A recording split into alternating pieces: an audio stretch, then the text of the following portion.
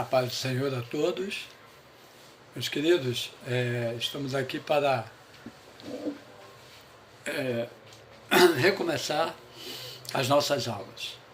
Hoje o nosso tema é exegese. Na minha apostila, página 12. Eu acredito que vocês também têm essa numeração. Mas eu vou dar tempo a vocês, para vocês procurarem exegese. Após o término da matéria homilética, logo no finalzinho da aula passada, nós já adentramos a aula de exegese. Tá bom? Procurei na apostila de vocês para nós começarmos. Bom, a exegese é uma matéria muito importante para o estudo da Palavra de Deus, principalmente para aqueles que desejam, se preocupam em ensinar a Palavra de Deus. Seja pregando, seja dando aulas, é muito importante que você conheça pelo menos o básico da matéria chamada exegese, que compõe a nossa matéria de hermenêutica. Bom, nós começaremos no ponto 1, que diz assim: a exegese do texto do sermão. Nós terminamos a aula passada falando da importância da seleção do texto. Agora, a exegese do texto. Precisamos saber como fazê-la e por que fazê-la. Bom, em primeiro lugar, é importante você saber que a exegese, ela tem a finalidade de extrair de dentro do texto aquilo que o texto tem a nos informar. Isso em todos os âmbitos do texto em seu contexto, tanto na área política, na área social, na área religiosa, na área histórica, toda a história do povo, tudo isso você precisa tirar, extrair de dentro do texto, porque muitos, não sabendo, eles fazem o contrário, eles fazem colocar ao invés de extrair. Por isso a exegese, ela tem como extrair. O propósito é esse, extrair. O termo usado com exegese, que é o prefixo eis, E-I-S, esse prefixo ele vem do grego, ele tem o intuito de você levar de fora para dentro, diferente da exegese, que é trazer de dentro para fora. Eis é X, trazer de dentro para fora, extrair. E-I-S, eis, exegese, é colocar dentro do texto, tirar de fora para dentro, levar, na verdade, de fora para dentro. Bom, do que não podemos esquecer, o texto bíblico apresenta-se numa língua estrangeira, hebraico, aramaico ou grego, e inserido numa cultura, história e contexto social totalmente diferente da realidade brasileira. Então nós não podemos esquecer que quando nós escolhemos um texto, ele tem a sua realidade, dentro do seu contexto, dentro de um povo diferente, com uma história diferente, e nós precisamos trabalhar com o texto com o que ele tem. Por isso, a extração, para nós podermos compreender, e não colocar nada no texto que não tem a ver com o seu contexto. Amém? 3. Como fazer a exegese de um texto bíblico? Nós vamos ter aqui 10 passos para fazer a exegese. Primeiro, leia o texto em voz alta, orando em espírito várias vezes, comparando com versões bíblicas diferentes, para obter uma compreensão do seu conteúdo. Ou seja, o texto selecionado para o sermão precisa ser lido, né? O professor ou pregador que está preparando esse texto precisa orar, pedir orientação de Deus e constantemente está vendo em outras versões o mesmo texto para ampliar o seu conhecimento. 2. Reproduz o texto com suas próprias palavras sem olhar na Bíblia. Olha só, agora você conhece o texto, já leu várias vezes, em várias versões, agora você vai fazer o quê? Escrever esse texto sem olhar em versão alguma da Bíblia. O que você guardou? Escreva isso. O que você entendeu sobre esse texto? Escreva isso. Esse é o nosso segundo ponto. 3. Observe o contexto imediato e remoto. É aquilo que nós falamos. Você escolhe um texto, 3, 4, 5 versículos, às vezes até um, para pregar. Só que você não pode trabalhar com esse texto sem conhecer o contexto remoto, lá atrás, né? E o contexto imediato, o que vem a seguir, o que vem logo à frente. Né? Tudo que trata, né, desse texto que você separou para pregar, você precisa observar. Ou seja, precisa ler e compreender. D. Verifique a forma literária do texto. Se é um texto histórico, né, se trata de milagre, se é uma parábola, se é um ensino, uma advertência, uma promessa, uma profecia, um testemunho, uma oração, uma introdução, etc. Você precisa saber o que esse texto está tratando, para você poder trabalhar com ele.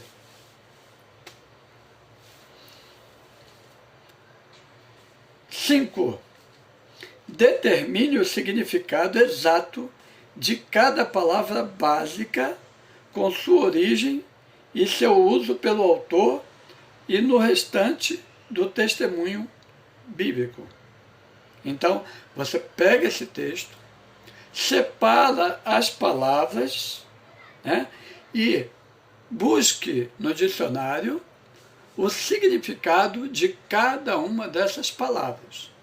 Tá? Separe isso. São pontos, são passos que o exegeta precisa realizar ao longo do seu estudo. 6. Anote peculiaridades do texto, palavras que se repetem, contrastes, sequências, conclusões, perguntas e teses, né? Ideias, né, que estão sendo formadas. E faça uma comparação sinótica, caso o texto pertença aos evangelhos. Se for o evangelho, nós temos 4 evangelhos, faça a comparação, né, desse texto com os outros 3 evangelhos que tratam o mesmo tema.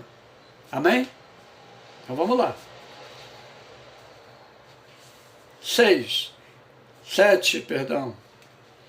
Pesquise as circunstâncias históricas e culturais, a época, o país, o povo, os costumes, e as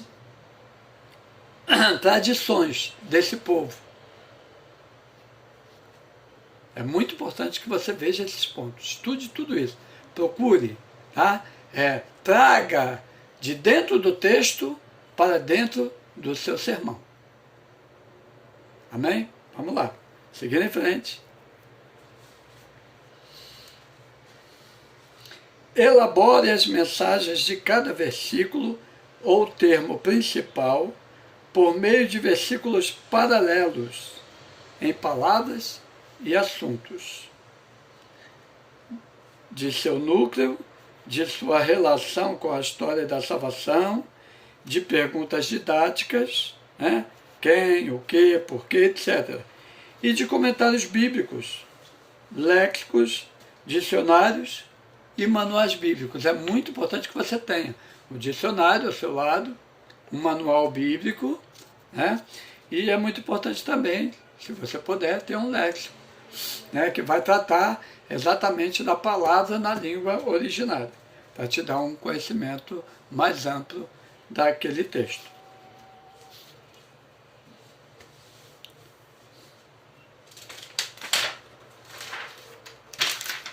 Vamos lá, penúltimo. Estruture o texto conforme o seu conteúdo principal e organizador e suas seções secundárias. Ou seja, você agora vai montar o seu texto, estruturar, né, conforme o seu conteúdo principal, né, o que eu quero abordar nesse meu ensino, né, qual é o ponto chave que eu vou abordar.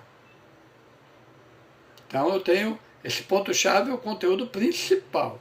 E ele é quem vai organizar, né, ou nos dar condições de organizar sessões secundárias, ou seja, pontuar aquilo que você vai falar sobre este tema principal. E por último, resuma o trabalho exegético feito até este ponto com a frase: o assunto mais importante deste texto é... Ou seja, você tem que saber exatamente isso. É o conteúdo principal.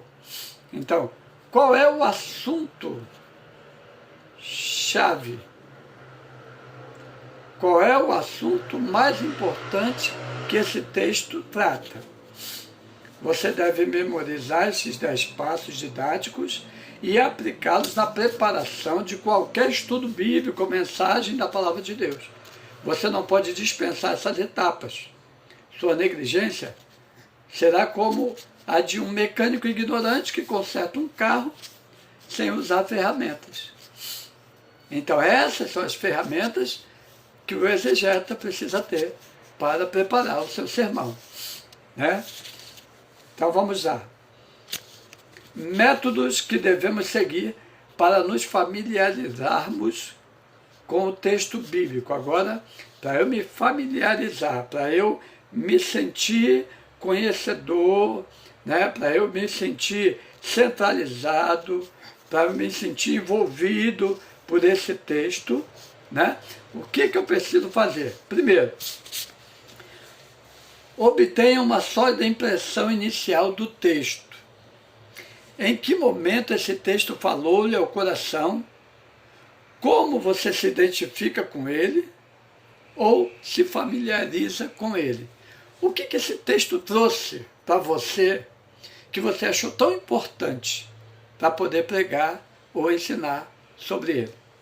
Primeira coisa é isso. É muito importante que você faça uma leitura incansável, repetitiva e a comparação com as outras versões que nós falamos anteriormente. 2. Esclareça o contexto. Anote o que precede, contexto pré, antes. Anote o que precede, observe o que segue, né? Precede até, né, o remoto lá atrás, tudo que trata o assunto, né, sobre esse assunto. Se for sinóticos, se for um evangelho, olhar também nos sinóticos, que tratam muitas das vezes do mesmo tema, e o que vem após, que é o contexto imediato, né? Então, você não pode deixar de esclarecer o contexto. Lá atrás, isso falava sobre esse texto assim e assim. Lá na frente, ele dá continuidade, o autor sagrado, falando desse texto, esclarecendo isso, isso e isso. Então é muito importante que você saiba o que vem antes e saiba o que vem depois. O que vai depois. 3. Nossas perguntas quanto ao texto. Precisamos fazer perguntas ao texto. As perguntas é que vão facilitar com que você ache as respostas. Quando você lê um texto e não entende, você pergunta por que ele falou sobre isso? Por que ele citou isso? Então, essas perguntas precisam ter respostas para que você possa formular, então, o seu sermão ou a sua aula. Bom, uma das perguntas, primeira, como a passagem, esse texto separado, os versículos que eu separei, se relaciona com o material ao seu redor e com o contexto remoto. Ou seja, eu preciso saber como esse texto que eu separei, ele se relaciona, ele dialoga com aquilo que está acontecendo no contexto pré e no contexto posterior, né? E até o remoto, bem distante, né? Desde que trate o mesmo tema. Segundo, como essa passagem se relaciona com o restante do livro. Ora, se eu estou lendo a carta aos Efésios, agora o estudo da EBD desse trimestre, eu vou falar sobre um tema, eu preciso conhecer a carta aos Efésios, escrita por Paulo aos Efésios, para saber o tema ou os temas que ele trata, para eu poder falar desse tema que eu separei e dizer como ele se relaciona com esta carta a qual eu estou usando para trabalhar um tema específico. Outra pergunta: como a passagem se relaciona com a Bíblia como um todo? Então, esse tema, eu preciso saber como ele se relaciona com toda a carta, se é a carta aos Efésios, e esse tema eu também preciso saber como ele se relaciona com toda a Bíblia, toda a palavra de Deus, até porque a palavra de Deus não entra em choque. Tudo que está escrito em um dos livros precisa ter, de alguma forma, um relacionamento com os demais livros da Bíblia. Ele não está perdido. Ele se encontra, em alguma maneira, em algum momento, para completar aquilo que o livro sagrado propõe completar acerca do tema. C. Como a passagem se relaciona na Bíblia como um todo. D. Como a passagem se relaciona com a cultura, o momento histórico e o pensamento teológico da época em que foi escrita. É aquilo que nós falamos lá atrás. Precisamos conhecer a história desse povo, a quem Paulo aqui, a minha colocação, carta aos Efésios, qual é a história que esse povo tem? Qual é o ambiente histórico que eles estão vivendo? Preciso saber disso. Qual é a cultura desse povo? Preciso saber disso. E qual é o momento que eles estão vivendo? Porque, ora nós vivemos um momento, ora vivemos outro. Cada momento da nossa vida nos faz reagir de forma diferente. Agora mesmo nós estamos vivendo um momento totalmente diferente na história da igreja a qual nós fomos criados. Então, esse momento precisa ser estudado dentro das circunstâncias históricas deste momento. Assim também, o momento em que o povo estava vivendo quando Paulo escreve aos Efésios precisa ser estudado, para entender o que os levou a agir da forma que estão agindo. Esse momento histórico é muito importante para nós compreendermos o porquê Paulo escreveu esse texto e qual o propósito dele para escrever esse texto desta forma.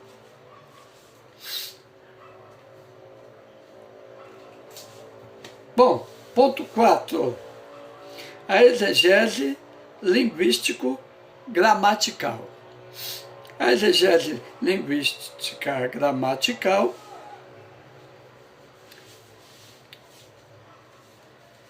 ela busca a etimologia e o significado de uma palavra, enquanto a exegese gramatical, a exegese linguística, busca o quê? Busca o significado da palavra na sua etimologia, na sua origem. Né? Por isso a importância da gente ter o léxico que vai tratar da palavra dentro da sua real língua, né? A língua original. Já a exegese gramatical procura ver o termo em relação ao restante da frase e do versículo. Né? Aí a gramática do texto, né? O verbo, se é substantivo, se é adjetivo, né? O que essa palavra é aqui neste texto, o que ela significa, para a gente ter um entendimento melhor. A pergunta fundamental na exegese linguístico-gramatical é sempre esta: o que realmente está escrito? O que esse texto realmente tem escrito para este povo, quando Paulo escreveu? Qual era o propósito dele e o que ele escreveu ali? Eu preciso entender exatamente o que ele escreveu. E estudando todo o contexto, né, história, gramática, eu vou compreender o porquê e o momento em que ele escreveu.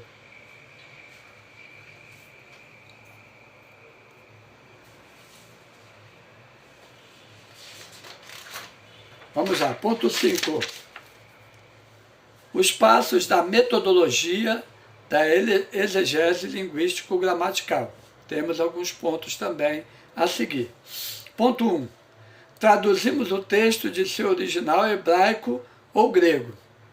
Aí você me pergunta, mas eu não sei traduzir. Hoje nós temos, para aqueles que não conhecem a língua, não sabem fazer essa tradução, nós temos interlineares. Né? São bíblias escritas na língua original, mas com suas traduções. Aqui, por exemplo, nós temos o Novo Testamento interlinear. Novo Testamento, que foi escrito em grego. Aqui temos a tradução dele, direto do grego, para o português. Tá bom? E assim também nós temos do Antigo Testamento. Quem puder, né, ter, seria bom. Quem puder ter o dicionário grego, também vai ter respostas. Né? Grego para o português, português para o grego. B. Definimos os termos principais de um texto. Nós temos aqui, por exemplo, na apostila, Romanos 3, 21 a 31. Então, Romanos, a carta aos Romanos está escrita em grego, é o Novo Testamento. Né? Então, para compreendermos a sua origem, seu desenvolvimento, seu uso e seu significado bíblico e cultural, precisamos pegar um dicionário grego ou o interlinear, que você já vai ter a tradução direta, né, para o português. C. Comparamos algumas versões e traduções diferentes. Aí aquele passo, novamente, sendo reforçado aqui. Leia várias traduções bíblicas. Leia Almeida, leia a NVI, leia a Linguagem de Hoje, né? Leia várias versões, para que você tenha um conteúdo mais amplo, um conhecimento mais amplo, um esclarecimento mais amplo de todo o texto que você precisa compreender para ensinar ou pregar.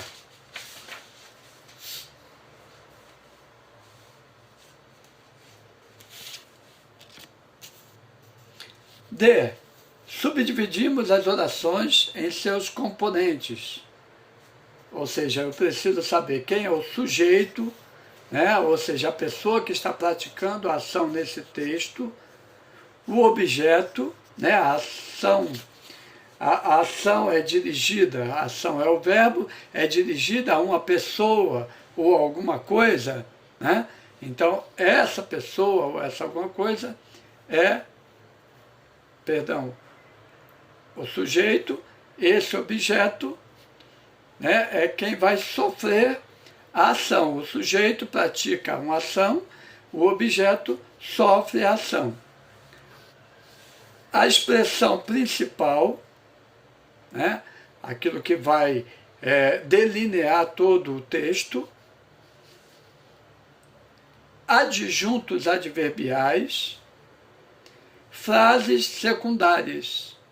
Precisamos separar isso, né, saber qual é a frase principal e as frases secundárias, para que possamos compreender melhor o texto.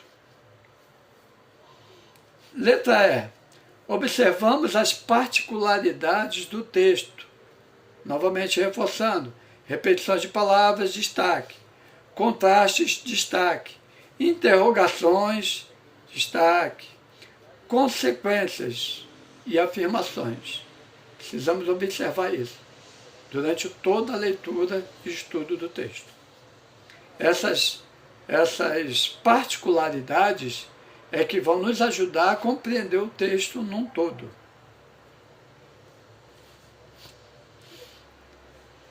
F.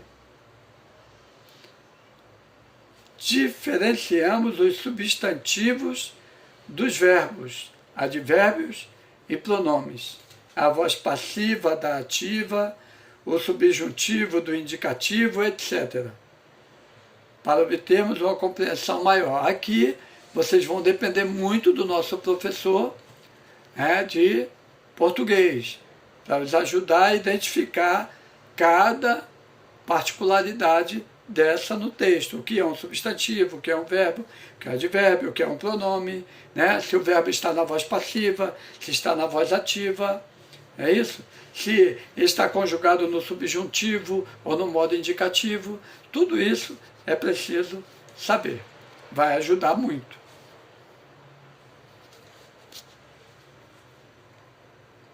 Alguns exemplos. Romanos 5:10.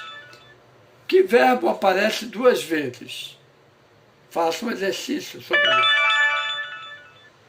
Em que tempo aparece este verbo? Qual a origem e o significado deste verbo em grego, na língua original? Efésios 20, capítulo 2, versículo 20. Quais são os verbos que tem lá? Em que tempo aparece este verbo? Em que tempo se encontram estes verbos? São mais de um. Quais são os substantivos que tem lá? Quem é o sujeito? Quem é o objeto? Quem é a frase principal? Qual é a frase principal? E quais são as frases secundárias? Eu confesso que isso não é fácil, é preciso de muito estudo, né? Alguns vão ter grande dificuldade, por isso peço ajuda ao nosso pastor Carlos, se não me falha a memória, pastor Carlos, que é o professor de português, que ele deu um caminho para vocês dentro da aula dele.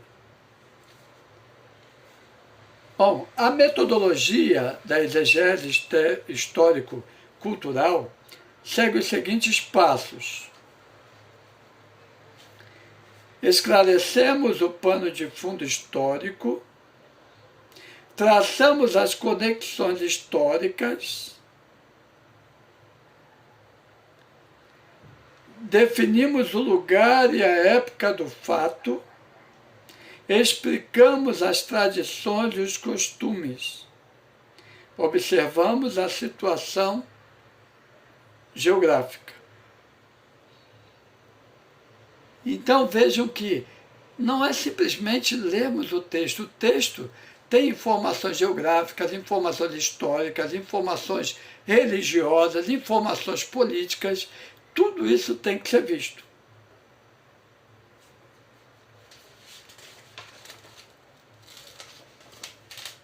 Para fecharmos essa aula de hoje, nós temos aqui alguns exemplos. Por exemplo, Atos 17 e 18, nós vamos encontrar 2 grupos de pessoas, que são os epicureus e os estoicos. Estas pessoas vivem nessa época em que este texto é escrito e tem uma grande influência na forma com a qual esse texto foi produzido, por conta da relação com estas pessoas ou estes grupos. E B, João 7,37, a festa dos tabernáculos, é uma festa muito importante dos judeus.